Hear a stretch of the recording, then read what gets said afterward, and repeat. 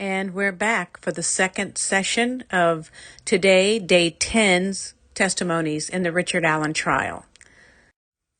The court reconvened from recess at approximately 1:33 p.m. Dr. Monica Walla took the stand again to discuss Allen's mental health during his 13-month stay at Westville.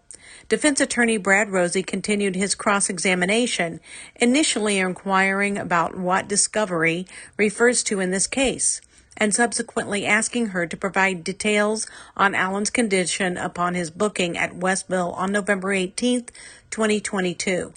Wallace stated that Allen exhibited symptoms of depression and confirmed that he was classified as a safekeeper, meaning he was an inmate transferred from jail to prison without a current conviction. She mentioned that while there may have been other safekeepers at WCU, none were particularly notable. According to Walla, Allen did not receive any orientation or training upon his arrival at Westville. Walla described his counsel cubicle as measuring 3 feet by 3 feet, while Rozzi referred to it as a cage. "It's all we have," Wallace said of the cubicle. "Once he's in the cage, they would take the shackles off."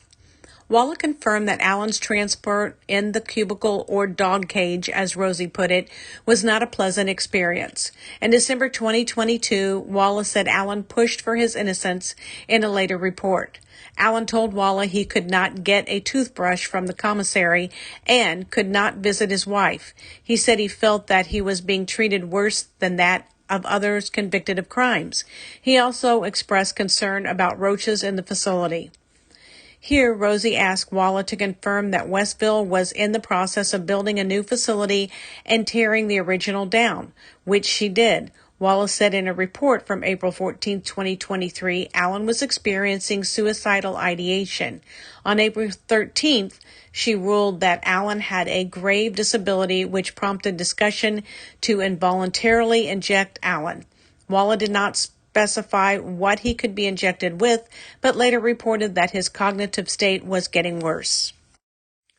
Allen received his first injection sometime in April, a second on May 18th, and a third shot on June 4th, according to Walla.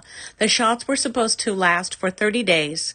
Rozzi told the court that Allen confided in him that the shots weren't working, and added on May 18th, Allen had 2 black eyes. Walla continued, saying Allen's third shot was different from the first 2. This one aimed at stopping the head banging. Walla said Allen's eyes were bulging. Rozzi added that they were bulging out of his head. As a result of his depression, in August, Walla noticed Allen's eyes were no longer protruding out of his head like they had been in the past 4 months. In November 2023, Allen's weight was approximately 174, a notable decrease from the roughly 250 pounds he weighed upon his arrival at Westville. Wallace stated that she was unaware of the contents of the discovery documents. She also mentioned a psychiatrist named Dr. Martin, who assisted in treating Allen and managing his medications. Walla noted that Martin helped address the backlog of mental health care required at Westville. Rozzi then remarked that Walla had destroyed notes that she should not have, leading to a contentious exchange between the attorney and the doctor. The notes in question were those Walla recorded during meetings with Allen, which she later compiled into a Word document. I'm going to break in here right now and let you know that my husband is a psychologist, and she was not wrong in destroying notes once they were compiled into a Word document.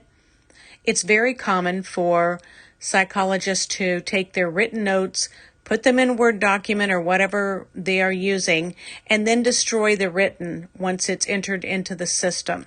That is very common. Now, some psychologists will enter it into a folder, a file folder that they will keep, but it's more common for them to destroy the written notes and leave them in the computer system under Word document.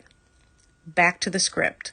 Walla went on to confirm that Allen had a mental illness and stated that it is reasonable to believe solitary confinement contributed to that.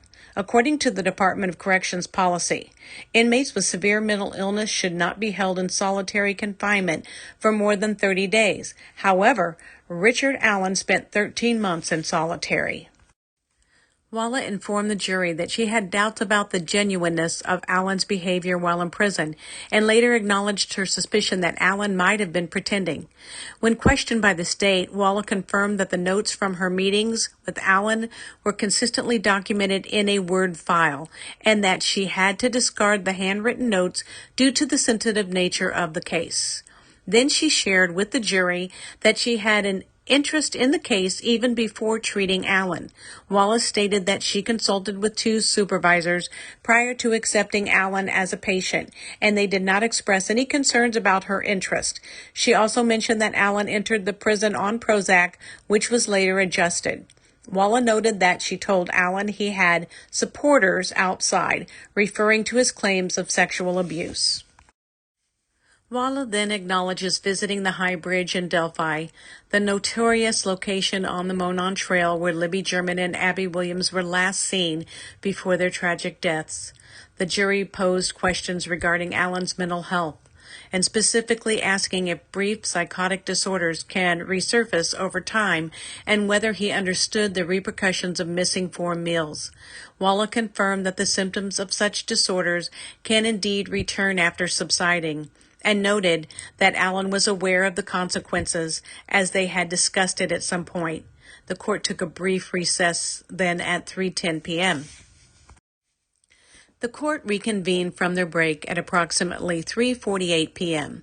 State Prosecutor Nicholas McClellan called Brad Weber to testify. Brad Weber is a resident of Carroll County, living off County Road 625 West, just outside of Delphi.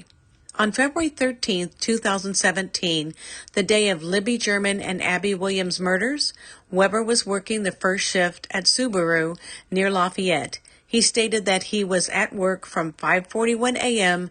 until 2:02 p.m., and that his commute home took about 20 to 25 minutes. Weber informed the jury that he drove a Ford Econoline van to work that day.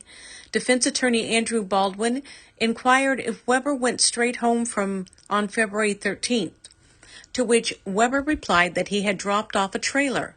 Baldwin asserted that this occurred earlier in the day, causing Weber to react with frustration and deny it multiple times. Baldwin then handed Weber a subpoena, and the court adjourned for the day.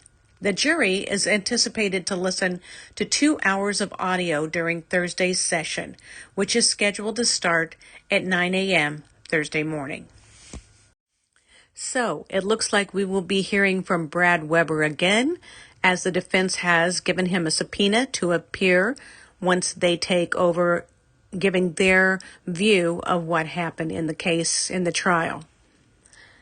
We will see you next time, which will be tomorrow morning, and I hope to get caught up with my second half of the report from being in court yesterday. I do have the first half finished and up, and then we will find out what is talked about Thursday in court. We'll see you later on Deb's True Crime Notebook. Don't forget to do all the things for me. And also, leave us a comment. Where are you now? What are you thinking? Guilty? Not guilty? Not sure? Do you think it's going to be a hung jury? Let us know in the comments. We'll see you next time.